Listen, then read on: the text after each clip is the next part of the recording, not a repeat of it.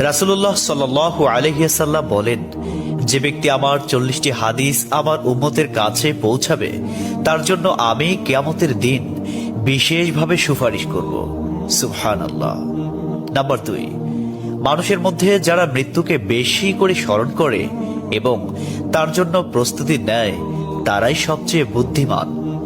Number 3, প্রত্যেক জিনিসের জাকাত আছে, আর দেহের জাকাত হচ্ছে রোজা। নাম্বার 4, যে তার সময় আল্লাহর জন্য ব্যয় করে না তার জন্য জীবন অপেক্ষা মৃত্যু শ্রেয়।